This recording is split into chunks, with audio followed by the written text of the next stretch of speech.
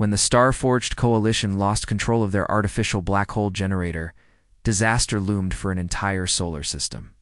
Every advanced species in the galaxy sent their finest minds, but the singularity grew, unstoppable and wild, threatening to consume planets, suns, and the hope of 1,000 worlds. Despair spread through the Coalition Council. Their own engineers failed, and the greatest quantum AI couldn't predict the chaos inside the churning event horizon.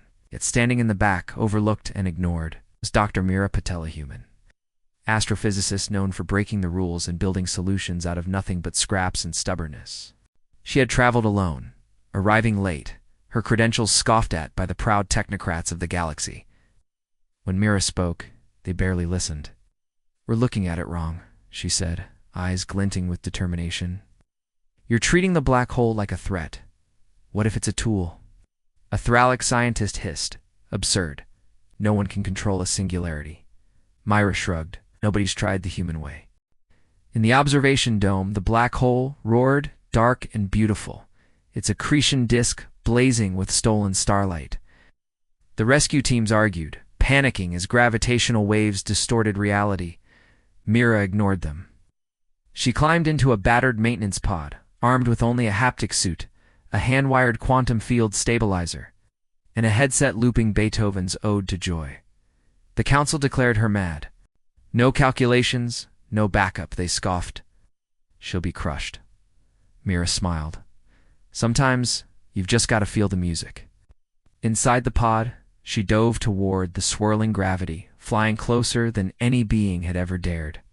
She watched the black hole's heartbeat through shifting gravitational pulses, sensing her stabilizer with its rhythm. The haptic suit let her feel the tidal forces like waves, painful, wild, beautiful. As the pod spun, Mira remembered her grandmother's stories. How humans sailed oceans by reading stars, braved storms with only their senses and wits. She tuned out the alarms and trusted her instincts. Suddenly the pod trembled. The field destabilized. The council screamed over the comms, begging her to turn back. But Mira hummed louder, adjusting the stabilizer in sync with the gravity's song.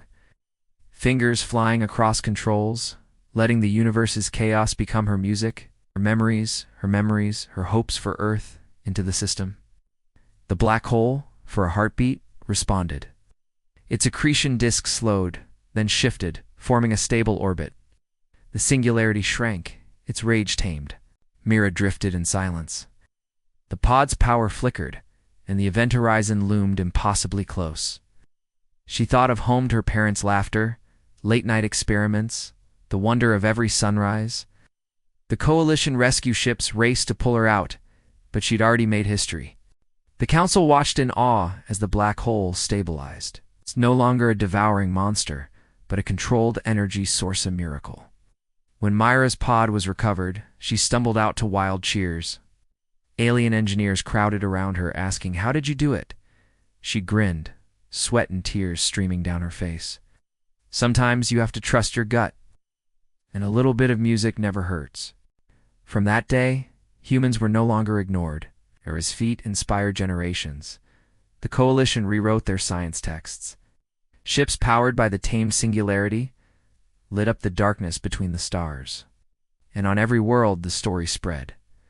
When the universe threw its worst at them, humans danced with the impossibly and won.